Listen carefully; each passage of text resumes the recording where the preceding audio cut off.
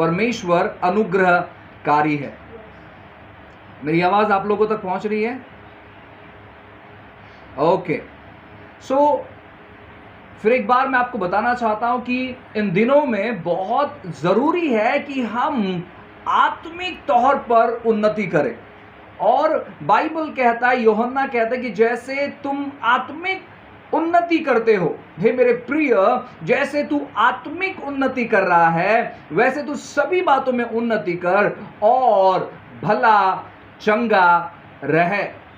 प्रियो, आत्मिक उन्नति एकाएक नहीं होती है, लेकिन धीरे धीरे कर कर जैसे हम शारीरिक तौर पर उन्नति करते हैं, जैसे हम शारीरिक तौर पर बढ़ते हैं, जैसे हम शरीर के रूप से बढ़ते हैं, पहले 1 साल के होते हैं और फिर 2 साल के, फिर 5, फिर 10, फिर 15, फिर 20 और फिर 40, फिर 50, ऐसे धीरे धीरे कर कर जैसे हम बढ़ते चले जाते हैं, हम ग्रो होते चले जाते हैं, उसी प्रकार आत्मिक रीति से भी हमें ग्रो होना है, हमें उन्नति करना है। आइए वचन को निकालते हैं। पहला तसल्लुकियों की किताब अध्याय 5 और वचन 23। पहला तसल्लुकियों की किताब अध्याय 5 और वचन 23 ऐसा लिखा है, शांति का परमेश्वर अब ही तुम्हें पूरी रीति से पवित्र करे और तुम्हारी आत्मा और प्राण और देह हमारे प्रभु यीशु मसीह के आने तक पूरे और निर्दोष सुरक्षित रहे। बाइबल कहता है कि तुम्हारा आत्मा, तुम्हारा शरीर और तुम्हारा जो प्राण है, या तुम्हारा आत्मा, प्राण और शरीर पवित्र, सुरक्षित और निर्दोष रहे यीशु मसीह के आने तक। हम काफी बार अपने आत्मा से शुरुआत करते हैं, यानी हमारा जो उद्धार है वो आत्मा में हुआ है, हमारी जो शुरुआत है वो आत्मा में हुई है, लेकिन जैसे दिन बीतते चले जाते हैं हम बहुत सारा चीज जो है शरीर में करने का प्रयास करते हैं और उसी के वजह से हम आत्मा के तौर पर हार जाते हैं। अगर आपका शुरुआत आत्मा से हुआ है तो आपका पूरा फोकस, आपका पूरा दृष्टिकोण, आपका पूरा ध्यान जो है वो आपके आत्मा के ओर होना चाहिए। अगर आप आत्मा की ओर अपना ध्यान, दृष्टिकोण नहीं लगाते, नहीं रखते, तो मैं आपको बताना चाहता हूं वही एक ऐसा कारण है जहां पर आप शरीर के तौर पर आप हार जाते हैं। अगर आप शरीर में जीतना चाहते हो या शरीर की हर एक बातों में अगर आप जयवंत होना चाहते हो तो आपको आत्मा की बातें समझनी बहुत जरूरी है। और आज हम सुनेंगे एक आत्मिक व्यक्ति के बारे में, अ स्पिरिचुअल मैन। एक आत्मिक व्यक्ति कैसे होता है, एक स्पिरिचुअल आदमी कैसे होता है, एक स्पिरिचुअल इंसान कैसे हो सकता है। या आप महिला हो सकती है या आप पुरुष हो सकते हैं। आप आत्मिक महिला या आत्मिक पुरुष आप कैसे हो सकते हैं, इन चीजों पर हमें गौर करना है। सबसे पहली बात मैंने आपको बताया कि आप आत्मा है, आपके पास प्राण है और आप शरीर रूपी घर में आप रहते हो। ये चीजों को आपको कभी नहीं भूलना है, क्योंकि जब आप यह चीज जानोगे कि आप आत्मा हो, आप क्या करोगे मालूम है, आप आत्मिक चीजों की सहभागिता आप करने लगोगे और इसको करने के लिए जरूर थोड़ा वक्त लगेगा। आपको मालूम है जब हम छोटे बच्चे होते हैं तब हमारे माँ बाप जो है हमें सिखाते हैं हर एक चीज करना। जैसे कि सुबह उठते ही ब्रश करने को वो सिखाते, क्योंकि हमें पता नहीं होता है। वो हमें सिखाते हैं कि किस प्रकार हम कपड़े चेंज करें, किस प्रकार हम नहाएं, और ये स्लो प्रोसेस है। ये एकाएक आदत में हम नहीं जाते, लेकिन धीरे धीरे कर कर हमें वो आदत लग जाती है। और फिर कुछ समय के बाद, यानी जब हम 10, 12, 15 साल के हो जाते हैं, इतने समय से हम उस आदतों से जुड़े हुए हैं, इसलिए अगर एक सुबह अगर हम ब्रश नहीं करते हैं तो हमें अजीब सा लगने लगता है। क्यों? क्योंकि हम उस आदतों से जुड़े हुए हैं। अगर एक दिन हम नहीं नहाए तो हमें अजीब लगने लगता है। क्यों? क्योंकि हम उस आदतों से जुड़े हुए हैं। सेम उसी प्रकार मैं आपको बताना चाहता हूं, अगर आप कोई जंगल में चले जाओगे जहां पर जंगली लोग रहते हैं, ठीक है, वो ठीक तौर पर आधे अधूरे कपड़े पहनते हैं, वो दांत नहीं घसते हैं, है ना, जो जंगली लोग रहते हैं, अगर यही आदत इंप्लीमेंट आप उनमें करोगे या ये आदत जो है आप उनको सिखाओगे तो वो कभी कभार भूल जाएंगे। क्यों? क्योंकि उनको बहुत समय से आदत नहीं है। वो ऐसे ही उठकर वो बिना दांत घसे ही वो अपना नाश्ता या आहार खाते हैं और उन्हें एक अच्छा तंदुरुस्त जीवन कैसे जीना है उनको पता नहीं, एक साफ सुथरा जीवन कैसे जीना है उन्हें पता नहीं है। सो जब आप उनको ये आदत लगाने चले जाओगे, उनको आदत जरूर ही अच्छी लगेगी, लेकिन कुछ समय लगेगा उनको इन आदतों को अडॉप्ट करने के लिए, इन आदतों में कार्य करने के लिए। उसी प्रकार जो आत्मिक व्यक्ति है, मैं आपको कहना चाहता हूं, आत्मिक जीवन बिताना या परमेश्वर का जीवन बिताना कठिन नहीं है। बहुत सारे मसीह लोगों को लगता है कि बाइबल के अनुसार जीवन बिताना, परमेश्वर के वचन के अनुसार जीवन बिताना बहुत कठिन है और इम्पॉसिबल है। मैं आपको बताना चाहता हूं यह क्यों इम्पॉसिबल है, क्योंकि हमें इस चीज का आदत नहीं है। ये क्यों इम्पॉसिबल है? क्योंकि हम जो है उन आदतों में नहीं बढ़ने के वजह से या हमारी कुछ संसारिक आदत होने की वजह से शत्रु हमें बहकाना चाहता है यह कहते हुए कि यह इम्पॉसिबल है, यह असंभव है। लेकिन सच देखा जाए तो यह असंभव नहीं है, यह बिल्कुल संभव है, क्योंकि यीशु मसीह ने उस प्रकार का जीवन जीकर बताया है। यह बिल्कुल भी असंभव नहीं है, यह सारी बातें संभव है। और मैं आपको कहना चाहता हूं ना, परमेश्वर ने ये सारी बातें एक मनुष्य रूप धारण कर या मनुष्य रूप में इस पृथ्वी पर आकर उन्होंने ये साबित कर बताया है कि इंसान जो है आत्मिक रीति से 100% आत्मिक रीति से जीवन बिता सकता है। एक इंसान जो है बिना झूठ कहे जीवन बिता सकता है। एक इंसान जो है परमेश्वर की बातों को समझ सकता है। एक इंसान जो है प्रार्थना में ज्यादा से ज्यादा वक्त बिता सकता है। एक इंसान जो है हर एक आश्चर्य कर्म या अद्भुत काम जो है कर सकता है। ऐसे यीशु मसीह ने कर बताया। उन्होंने खाली लेक्चर नहीं दिया, उन्होंने खाली भाषण नहीं दिया, उन्होंने खाली प्रोत्साहन नहीं किया, उन्होंने खाली कुछ अच्छी बातों को नहीं बताया, लेकिन उन्होंने सभी चीजें साबित कर बताई कि एक इंसान इस प्रकार का जीवन जी सकता है जिस प्रकार का जीवन मैं जी रहा हूं, यानी जिस प्रकार का जीवन यीशु जी रहे हैं। उन्होंने उन चीजों को साबित कर बताया। अगर आप एक अच्छी आत्मिक जिंदगी बिताना चाहते हो तो मैं आपको बताना चाहता हूं ना, आपका सबसे मेन आइडल, आपका सबसे मुख्य व्यक्ति जो होना चाहिए वो है स्वयं प्रभु यीशु मसीह। क्यों? क्योंकि वो 100% जो है ना परफेक्ट है। बाकी जितने भी लोग हैं वो अपूर्ण लोग हैं या वो लोग परिपूर्ण नहीं है, उनमें बहुत सारी कमियां हैं, उनमें बहुत सारी घटी है। लेकिन यीशु मसीह जो है वो 100% पूर्ण है, 100% परफेक्ट है। और उसी के वजह से आपको उनके बातों का अनुकरण करना है, आपको उनके मार्गदर्शन पर चलना है। एक आत्मिक व्यक्ति हमेशा परमेश्वर के बातों की ओर आकर्षित रहता है। आपको अपने बारे में सोचना है कि आप ज्यादातर आकर्षित कहां पर हो जाते हो, अपने ओर, संसार की ओर या परमेश्वर की ओर। अगर आप परमेश्वर की ओर ज्यादातर आकर्षित हो तो प्रभु की स्तुति हो।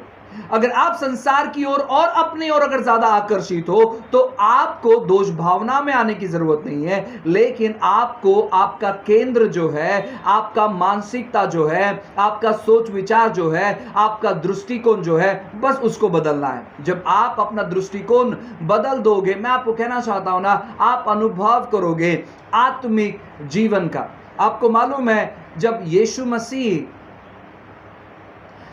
एक रास्ते से होकर जा रहे थे और बाइबल कहता है कि एक जक्कई नाम का जो व्यक्ति है वह यीशु को बस देखना चाहता था, लेकिन नाटा होने के वजह से वो यीशु को नहीं देख पा रहा था। उसने क्या किया मालूम है क्या? उसने अपने दृष्टिकोण बदली, उसने क्या किया? उसने कहा कोई प्रॉब्लम नहीं है कि मैं जमीन पर रहकर अगर यीशु को नहीं देख पा रहा हूं तो मैं पेड़ पर चढ़ जाऊंगा। और उसने क्या किया मालूम है क्या? वो पेड़ पर चढ़ गया। और जैसे ही वो पेड़ पर चढ़ गया, वो दृष्टिकोण या वो सोच विचार या वो निर्णय उसको परमेश्वर के निकट लेकर आ गए। उसने परमेश्वर को देखने के लिए परिश्रम किया। उसने परमेश्वर को देखने के लिए परिश्रम किया। मैं आपको कहना चाहता हूं, अगर आप गुल्लेर का जो पेड़ है, मुझे पता नहीं हिंदी में और ये हिंदी में ही है, लेकिन इंग्लिश में और मराठी में उस पेड़ को क्या कहते हैं मुझे नहीं मालूम। लेकिन अगर गुल्लेर का जो पेड़ है वो सेम अंजीर के पेड़ के जैसे दिखता है, अंजीर के फल के जैसे दिखता है, लेकिन वो अंजीर का फल नहीं है, वो गुल्लेर का पेड़ है। और उस पेड़ पर चढ़ना बहुत मुश्किल होता है। आप कहीं भी जाकर देखना, जो पेड़ मजबूत हो उस पेड़ पर चढ़ना बहुत मुश्किल होता है, क्योंकि वो पेड़ जो है वो बहुत चिकना पेड़ होता है, बहुत चिकना, और उस पेड़ पर चढ़ना बहुत मुश्किल होता है। लेकिन जक्कई ने तय कर लिया था कि मैं इस पेड़ पर चढ़ूंगा और मैं यीशु को देखूंगा। कहीं ना कहीं उसके अंदर का जो आत्मिक मनुष्य है वो जागृत हो गया था, और वो आत्मिक मनुष्य उसके शरीर को कह रहा था कि तुझे यीशु को देखना बहुत जरूरी है। और जब उस व्यक्ति ने उस आत्मिक एडवाइस को माना, उस आत्मिक बातों को माना, और जब वो पेड़ पर चढ़ गया, बाइबल कहता है कि उसने यीशु को देखा। और जैसे उसने यीशु को देखा, आपको मालूम है यीशु कहता है, जक्कई जल्दी नीचे उतर आ, क्योंकि आज मुझे तेरे घर पर आना है। प्रेज़ द लॉर्ड, आज मुझे तेरे घर पर आना है। यीशु बहुत सारे लोगों के जिंदगी में आना चाहता है, बहुत सारे लोगों के घर में आना चाहता है, लेकिन लोग क्या कहते हैं मालूम है क्या? नहीं यीशु अभी मत आओ, क्योंकि मेरे घर की साफ सफाई करनी बाकी है। यीशु अभी मत आओ, क्योंकि मुझे बहुत सारा सामान लेना बाकी है। यीशु अभी मत आओ, क्योंकि आप बहुत महान व्यक्ति हो और मेरा जो घर है वो उतना अच्छा नहीं है, मैं पहले अपने घर में कुछ इंतजाम कर लेता हूं और फिर आप आना। बहुत सारे लोग ऐसे हैं जो कहते कि पहले प्रभु मैं इन सारे चीजों को अपने जीवन से हटा देता हूं। प्रभु अभी कुछ दिन जो है मुझे वक्त चाहिए आपकी सेवा करने के लिए, या आपके बारे में सुनने के लिए, आपसे प्रार्थना करने के लिए। बस एक बार ये टेंशन हट जाए और फिर प्रभु मैं आपके साथ बहुत अच्छा वक्त बिताऊंगा। बस एक बार ये परेशानी हट जाए, फिर परमेश्वर मैं आपकी चर्चा जो है लोगों के साथ करूंगा। प्रभु एक बार ये समस्या निकल जाए मेरे जिंदगी से, प्रभु देखो उसके बाद किस प्रकार मैं आपके वचनों को पढ़ूंगा। प्रभु एक बार मैं अपनी बीमारी की अवस्था से उठ जाऊं और फिर देखो परमेश्वर मैं किस प्रकार आपकी स्तुति आराधना करूंगा। प्रभु एक बार ये स्थिति मेरे जीवन से चले जाए, फिर देखो परमेश्वर मैं किस प्रकार प्रार्थना करूंगा, किस प्रकार मैं संगति करूंगा। हम क्या करते मालूम है क्या? हम बहाना पर बहाना ढूंढते हैं और उसी के वजह से हम आत्मिक तौर पर नहीं बढ़ पाते हैं। मैं आपको कहना चाहता हूं, आत्मिक चीज आत्मिक व्यक्ति आत्मिक चीजों को प्रथम स्थान देता है। आत्मिक व्यक्ति आत्मिक चीजों को प्रथम स्थान देता है, शारीरिक व्यक्ति शारीरिक चीजों को प्रथम स्थान देता है। आपको इन दिनों में इन चीजों को चेक करना है। चेक करना गलत नहीं है, परखना गलत नहीं है, लेकिन परखने के बाद दोष भावना में आना गलत है। जब आपको पता चलता है कि कोई बातें आपके जीवन में गलत चल रही है, तो आपको क्या करना है ना, आपको वहां पर पछताते हुए नहीं बैठना है, आपको पश्चाताप करना है। पश्चाताप इसका मतलब है अपने मन को फिराना है, अपने विचारों को बदलना है, अपने मन को बदलना है, और जिस रास्ता जो गलत रास्ते पर आप निकल गए थे उस रास्ते से आपको मुड़ जाना है। बस इतना ही आपको करना है। जब आप उस रास्ते से मुड़ जाते हो, परमेश्वर आपके जिंदगी में अच्छी बातों को करना चालू करता है। परमेश्वर आपकी जिंदगी में सर्वोत्तम बातों को करना चालू करता है। परमेश्वर आपकी जिंदगी में सर्वश्रेष्ठ बातों को करना चालू करता है। यीशु मसीह उस जक्कई से कहता है कि जक्कई जल्दी नीचे उतर आ, क्योंकि मुझे आज तेरे घर पर आना है। और आपको मालूम है, बस यीशु की उपस्थिति में ही रहने से हमारे घराने का परिवर्तन हो सकता है। बस आपको यीशु की उपस्थिति में रहना है, आपको कुछ नहीं करना है। स्वयं आपका आत्मा आपको मार्गदर्शन करेगा क्या चीज करना है और क्या चीज नहीं करना है। सबसे पहले आपको बस यीशु की उपस्थिति में आना है। बाइबल कहता है कि जैसे यीशु जक्कई के घर पर जाता है, जक्कई अपने अंदर से उसको मालूम पड़ता है कि कौन सी गलत बातों में वो था। यीशु उसे कुछ भी नहीं कहता। जब आप उससे पहले अध्याय को पढ़कर देखोगे जहां पर जक्कई के बारे में जिक्र है, उससे पहले एक धनवान व्यक्ति आता है और बाइबल ऐसे कहता है कि धनवान व्यक्ति यीशु को पूछता है कि प्रभु, स्वर्ग के राज्य में प्रवेश करने के लिए या स्वर्ग राज्य को अनुभव करने के लिए मुझे क्या करना पड़ेगा। यीशु मसीह कहता है कि तुझे क्या करना पड़ेगा मालूम है, कि तेरे पास जो भी धन दौलत है वो सारे गरीबों में बांट देना है और मेरे पीछे हो लेना है, तब तू इन बातों का अनुभव करेगा। लेकिन जक्कई से यीशु कुछ भी नहीं कहता, केवल एक ही चीज कहता है कि मुझे तेरे घर पर आना है। और जक्कई कहता है, यस प्रभु, यू आर मोस्ट वेलकम, प्रभु आपका स्वागत है और आप घर पर आए। और जैसे यीशु उसके घर पर जाता है, जक्कई खुद से कहता है कि प्रभु, मैंने जिसका लूटा है उसको 4 गुना लौटाता हूं प्रभु, और बाकी का जो धन संपत्ति है परमेश्वर, वो मैं गरीबों में बांट देता हूं। स्वयं यीशु मसीह से वो व्यक्ति कहता है और यीशु कहते हैं कि आज इस घराने का उद्धार हुआ है, या आज इस घराने को उद्धार प्राप्त हुआ है। आप जब यीशु मसीह के उपस्थिति में रहते हो, यानी जब आप उनके बारे में सोचते हो, उपस्थिति में रहना इस मेरा मतलब यह है कि जब आप उनके बारे में सोचते हो, उनके वचनों को पढ़ते हो, उनके वचन के अनुसार मार्गदर्शन में चलते हो, तब आप यीशु के उपस्थिति में रहते हो। यीशु की उपस्थिति आपके साथ 24 घंटे बनी रहती है। जब आप यीशु मसीह को अपने जीवन का उद्धारकर्ता और परमेश्वर के रूप में स्वीकार करते हो, उसी समय से यीशु मसीह की उपस्थिति आपके जीवन पर बनी रहती है। लेकिन सवाल वापस उठता है कि आप यीशु के उपस्थिति में कैसे बने रहे। यीशु की उपस्थिति आपके जीवन पर बने रहना वो अलग है, और आप यीशु की उपस्थिति में समय बिताना वो अलग है। क्या आप यीशु के उपस्थिति में समय बिताते? क्योंकि जो व्यक्ति यीशु के साथ समय बिताता है वो व्यक्ति शारीरिक तौर पर निर्णयों को नहीं ले सकता।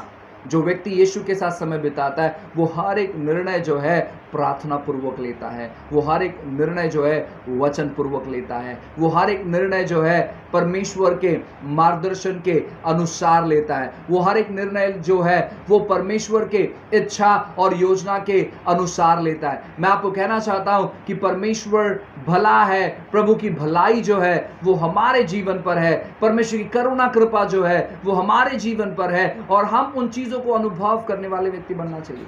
देखो उसके आगे एक खूबसूरत वचन लिखा है, 24 नंबर का वचन लिखा है, तुम्हारा बुलाने वाला सच्चा है और वह ऐसा ही करेगा। तुम्हारा बुलाने वाला सच्चा है और वह तुम्हारे लिए ऐसा ही करेगा। यानी वो तुम्हें पवित्र करेगा, वो तुम्हें परिपूर्ण करेगा और वो तुम्हें सुरक्षित रखेगा। क्योंकि अब जो जीवन आप बिता रहे हो, यानी जो मसीह जीवन आप बिता रहे हो, यह जीवन आपका है ही नहीं, यह जीवन परमेश्वर का है। जो बातें आज आप अपने जीवन में अनुभव कर रहे हो वो सारी बातें परमेश्वर का है। काफी बार जो बातें परमेश्वर का है वह बातें हम परमेश्वर के हाथों में जब समर्पण नहीं करते हैं तो शत्रु फायदा उठाता है। यीशु कहता है एक दिन वो सिक्का मांगता है और सिक्का मांगने के बाद वो पूछता है कि इस सिक्के पर किसका छाप है। लोग कहते हैं इस सिक्के पर कैसर का छाप है, यानी उस समय के राजा का छाप है, सीजर का छाप है। वो पूछता है कि इस पर परमेश्वर का छाप है या कैसर का छाप है या सीजर का छाप है। तो वो कहता है कि ये कैसर का छाप है या सीजर का छाप है। और यीशु कहता है कि जो कैसर का है वो कैसर को दे दो, या जो किंग सीजर का है वो किंग सीजर को दे दो, जो परमेश्वर का है वो परमेश्वर को दे दो। बाइबल कहता है उत्पत्ति की किताब अध्याय 1 वचन 26 में ऐसा लिखा है, आओ इंसान को या मनुष्य को हम अपने प्रतिमा के अनुसार और अपने समानता में बनाएं। आप परमेश्वर के छाप है, जो परमेश्वर का है वो परमेश्वर को दे दो। आप स्वयं परमेश्वर के हो, इसलिए आपको अपने आप को परमेश्वर के हाथों में समर्पण करना है, अपने आप को परमेश्वर के हाथों में दे देना है, अपने आप को परमेश्वर को समर्पण करना है। और जब आप अपने आप को परमेश्वर को समर्पण करोगे, मैं आपको बताना चाहता हूं ना, परमेश्वर आपको मार्गदर्शन करेंगे, आपको बताएंगे, आपको समझाएंगे कि किस प्रकार वह आपके जीवन को तैयार करना चाहते हैं, किस प्रकार वो आपके जीवन को निर्माण करना चाहते हैं, और आप एक आत्मिक व्यक्ति को अनुभव करोगे। मैं आपको कहना चाहता हूं, आत्मिक व्यक्ति आत्मिक चीजों को चाहता है और शारीरिक व्यक्ति शारीरिक चीजों को चाहता है। आत्मिक व्यक्ति आत्मिक चीजों को ग्रहण करना चाहता है, शारीरिक व्यक्ति शारीरिक चीजों को ग्रहण करना चाहता है। आत्मिक व्यक्ति आत्मा के बातों की ओर केंद्रित होता है, शारीरिक व्यक्ति शरीर के बातों की ओर केंद्रित होता है। इस समय अगर आप परिवर्तन लाना चाहते हो आपके हालातों में, आपकी परिस्थिति में, आपके परिवार में, आपकी कम्युनिटी में, आपके घर में, आपके एरिया में, मोहल्ले में, इलाके में, शहर में, नगर में, तो आपको परमेश्वर के आत्मा की ओर केंद्रित होना बहुत बहुत जरूरी है। बाइबल कहता है कि जब यीशु मसीह को पकड़ लिया गया था और यीशु मसीह को पकड़ लेने के बाद पतरस उसके पीछे पीछे जा रहा था, यानी जब लोग उसको पकड़ कर लेकर चले गए तो वो पतरस क्या कर रहा था, एक अपने सर पे शायद शॉल लेकर वो छुप छुप कर देख रहा था कि यीशु के साथ क्या हो रहा है। और आपको मालूम है, लोगों ने जब उससे पूछा कि अरे ये तो यीशु का चेला लगता है, ये तो गलीली लगता है, ये तो यीशु के साथ में रहने वाला व्यक्ति लगता है, उसने क्या किया मालूम है, उसने नकार दिया कहते हुए, ओ यीशु के बारे में तुम बात करो, मुझे तो मालूम नहीं कि यीशु कौन है। और जैसे यीशु ने उसके प्रति भविष्यवाणी की थी, उसने 3 बार नकार दिया। 3 बार मुर्गा बांग देने से पहले, या मुर्गा सुबह का जो पुकारता है मुर्गा, वो पुकार देने से पहले पतरस ने 3 बार यीशु को नकार दिया। 3 बार। और इसलिए नकारा, कहीं यीशु के साथ लोग इसको भी नहीं मारे। वो डरता था, उसके अंदर डर था सताव का, उसके अंदर डर था कि लोग यीशु का नाम अगर मैं लूं इस समय, या यीशु को अपना मित्र बताऊं, यीशु को अपना गुरु बताऊं, यीशु को अपना परमेश्वर बताऊं, तो शायद लोग मुझे मार देंगे। इस प्रकार का डर उस व्यक्ति के अंदर था। सेम वही व्यक्ति जब पवित्र आत्मा से मुलाकात करते हैं, सेम वही व्यक्ति जब सबके सामने प्रचार करते हैं यीशु का, प्रेरितों के काम अध्याय 2 में, और जब आप उसके आगे आगे पढ़ोगे, जितने भी बार पतरस को मार देने की धमकी दी गई थी, या खत्म करने की धमकी दी गई थी, या उसका जान लेने की धमकी दी गई थी, वो किसी से नहीं डरता था। बाइबल कहता है एक दिन ऐसा हुआ कि बस सुबह उसको फांसी पर लटकाने पर थे, या क्रूस पर लटकाने पर थे। उसे कहा था कि कल जो है इसको हम मार देंगे। पतरस क्या कर रहा है मालूम है क्या? पतरस आराम से वहां पर सो रहा है, आराम से, बेफिक्र, और वो किसी से नहीं डरता था। मालूम है क्यों? क्योंकि प्रेरितों के काम के पहले पतरस शारीरिक व्यक्ति था, वो अपने बारे में ज्यादा सोचता था, वो परमेश्वर के बारे में सोचता नहीं था। लेकिन जब आप प्रेरितों के काम के बाद जब पतरस की जिंदगी को पढ़ोगे, वो इतना स्पिरिचुअल व्यक्ति हो गया था, वो इतने आत्मा की ओर केंद्रित हो गया था कि कोई भी शारीरिक चीज उसके ऊपर हावी नहीं होती थी, कोई भी शारीरिक बातें उस पर हावी नहीं होती थी, कोई इंसान उस पर हावी नहीं हो पाता था। और वो क्या कहता है मालूम है? अगर कोई उसे मार कर भी जाता था तो वो कहता था चलो परमेश्वर के लिए हम इस योग्य तो ठहरे कि कम से कम उसके लिए मार खा सके।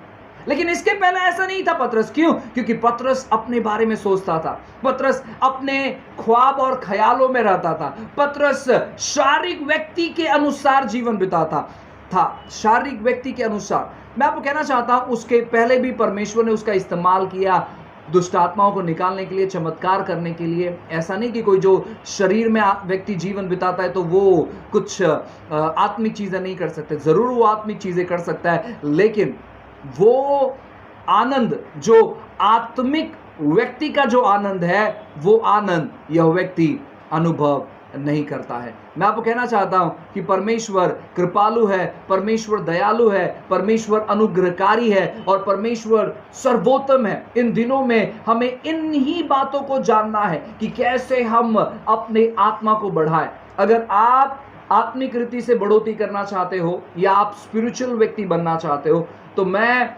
आपको, जैसे कि पहले मैंने सलाह दिया है, मैं आपको वापस सलाह देना चाहता हूं। आपको क्या करना है मालूम है क्या? आपको परमेश्वर के साथ ज्यादा समय बिताना है। परमेश्वर के वचनों में, प्रार्थना में, फास्टिंग में और परमेश्वर के आत्मा के द्वारे जो सेवकों के द्वारा किताबें लिखी गई है, उन किताबों में रिवाइवल कैसे आता है, चंगाई की सेवा कैसे होती है, परमेश्वर बातें कैसे करते हैं, बाइबल पढ़ा कैसे जाता है, आपको इन चीज़ों के साथ समय बिताना है। और मैं आपको 100% ये कहना चाहता हूँ कि जो व्यक्ति परमेश्वर के बातों में अपना समय बिताता है, वो व्यक्ति अपने ज़िंदगी में कभी नाकाम नहीं हो सकता। अगर आप अपने ज़िंदगी में नाकाम हो और आप अपने ज़िंदगी में सफल होना चाहते हो, तो मैं आपको रिकमेंड करूंगा कि आप परमेश्वर के उपस्थिति में बैठे, प्रभु के वचन को पढ़े। शुरुआत में आपको समझ में नहीं आएगा कि प्रभु किस प्रकार मार्गदर्शन करता है, प्रभु किस प्रकार हमारे जीवन में परिवर्तन लाएगा, आपको शुरुआत में समझ में नहीं आएगा। लेकिन जैसे जैसे आप परमेश्वर के साथ अपना ज्यादा वक्त बिताते चले जाओगे, मैं आपको बताना चाहता हूं ना, वैसे वैसे परमेश्वर आपका मार्गदर्शन करेगा। और जैसे जैसे आप परमेश्वर के मार्गदर्शन को समझते चले जाओगे, परमेश्वर अद्भुत चीजों के लिए आपके लिए द्वार खोल देगा। और जैसे आप उस द्वार में प्रवेश करोगे, आप अनुभव करोगे उन हर एक बातों का जो आप अपने जीवन में अपेक्षा कर रहे थे, वो सारी बातें आपके जीवन में आएगी। इसलिए परमेश्वर का वचन कहता है, मत्ती की किताब अध्याय 6 वचन 33 में लिखा है, अगर तुम परमेश्वर के राज्य और उसकी धार्मिकता की खोज करोगे तो सारी वस्तुएं तुम्हारे पीछे आ जाएगी। प्रियो, आप एक आत्मिक व्यक्ति है और आत्मिक व्यक्ति होने के अनुसार मैं आपको कहना चाहता हूं ना कि आप आत्मा के बातों पर ज्यादा केंद्रित रहे, अपने आत्मा को ज्यादा तृप्त करें, अपने आत्मिक भोजन को, आहार को आप बढ़ाएं। हम जो मसीह लोग हैं, हमारी सबसे बड़ी दुविधा क्या मालूम है? हम आत्मा के आहार को नहीं बढ़ा रहे हैं, हम अपने शरीर के आहार को तो बढ़ा रहे हैं। यानी जब हम 10 साल के थे तब हम 2 रोटी खाते थे, जब हम 30 साल के हो गए तो हम 4 रोटी खाते हैं। हमारा शरीर का आहार बढ़ते चले जा रहा है और उसी प्रकार हमारा शरीर भी बढ़ते चले जा रहा है। लेकिन आत्मा के बारे में क्या? जब आप शुरुआत में प्रभु यीशु मसीह पर विश्वास करते थे, आप एक आध अध्याय पढ़ लेते थे और आप 5-10 मिनट प्रार्थना कर लेते थे, कोई प्रॉब्लम नहीं है उस समय। लेकिन अगर आप 10 साल के बाद भी आपका आदत वही है, इसका मतलब है कि आपका आत्मा कमजोर हो चुका है। सोच कर देखिए ना, कोई 20 साल या 25 साल या 30 साल का व्यक्ति है और वो अभी भी 3 टाइम दूध पीता है, सुबह 1 गिलास और दोपहर को 1 गिलास और शाम को 1 गिलास, और वो कुछ नहीं खाता है अभी भी। सोच कर देखिए उसका हालत क्या होगा। दूध खराब चीज़ नहीं है, वो शुद्ध दूध पीता है, ठीक है, गाय का या भैंस का जो भी है, शुद्ध दूध पीता है, ठीक है। अब मैं और भी चीज़ आपको कहना चाहूँगा कि चलो आप बोलोगे नहीं पास्टर इन दिनों में ना दूध में बहुत सारा मिलावट है, उसके घर पे गाय या भैंस है और वो खुद दूध निकाल कर पीता है। चलो 1-1 गिलास नहीं, हम और इसको बढ़ा देते हैं, 1-1 लीटर, सुबह 1 लीटर पीता है और दोपहर को 1 लीटर पीता है और रात को 1 लीटर दूध पीता है। बचपन में भी वो 2-2 चम्मच पीता था, फिर बॉटल पर आया, अब वो 1 लीटर पर आया।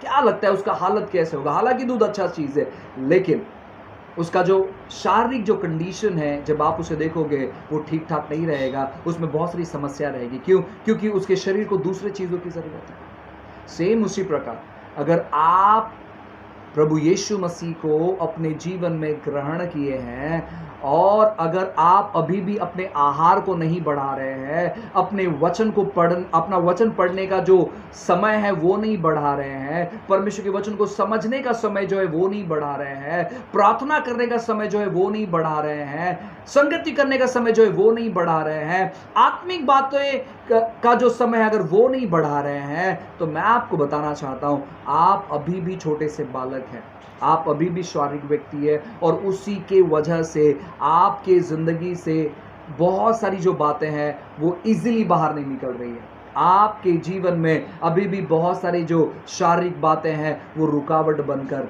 रह गई है। मैं आपको उत्साहित और मैं आपको प्रोत्साहित करना चाहूँगा कि परमेश्वर आपके जीवन में अद्भुत और महान चीज़ करने पर है। आपको क्या करना है मालूम है क्या? आपको आत्मिक व्यक्ति में खुद को परिवर्तन करना है, आत्मिक चीज़ों से जुड़कर, आत्मिक बातों से जुड़कर, आत्मिक चीज़ों के बारे में अध्ययन करते हुए, वचन को पढ़ते हुए। आप एक दिन में 50 अध्याय भी पढ़ सकते हैं, कोई प्रॉब्लम नहीं, उसका कोई साइड इफेक्ट नहीं है। आपको बहुत सारी बातें समझ में नहीं आएगी, कोई प्रॉब्लम नहीं, और आप उसको दोबारा पढ़ें।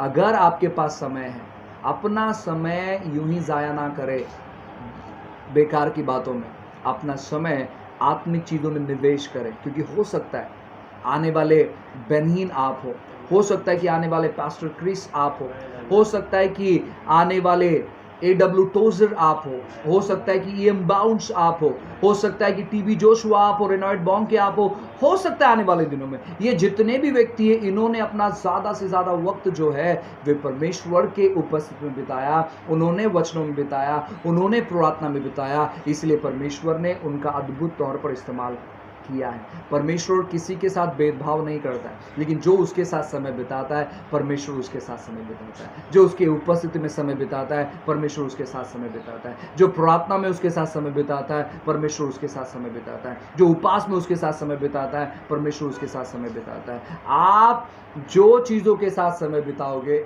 वो चीज़ें आप पर प्रबल होगी। ठीक है, ये आखिरी चीज़ कहूँगा, फिर हम प्रार्थना करेंगे। आप जो चीज़ों के साथ समय बिताओगे वो चीज़ें आप पर प्रबल होगी। अगर आप कमी घटी की मानसिकता में अपना समय बिताओगे, कमी घटी आपके जीवन में प्रबल होगी। अगर आप बीमारी की मानसिकता में अपना जीवन बिताओगे, बीमारी आपके जीवन में प्रबल होगी। अगर अगर अगर आप कंफ्यूजन में अपना समय बिताओगे, कंफ्यूजन आपके जीवन पर प्रबल होगा। अगर आप शारीरिक लोगों के साथ समय बिताओगे तो शारीरिक लोग और शरीर की बातें आप पर प्रबल होगी। अगर आप आत्मा के साथ अपना समय बिताओगे, अगर आप वचन के साथ में अपना समय बिताओगे, अगर आप प्रार्थना में अपना समय बिताओगे, वचनों को पढ़ने में आप अपना समय बिताओगे, परमेश्वर के वचनों को सुनने में जब आप अपना समय बिताओगे तो वो सारी आत्मिक बातें आपके जीवन में प्रबल होगी। और जब वो सारी बातें, आत्मिक बातें जब आपके जीवन में प्रबल होगी, आप शारीरिक चीज़ों को बहुत आसानी से आप हैंडल करने वाले व्यक्ति बन जाओगे। हालेलुया। आइए हम प्रार्थना करेंगे।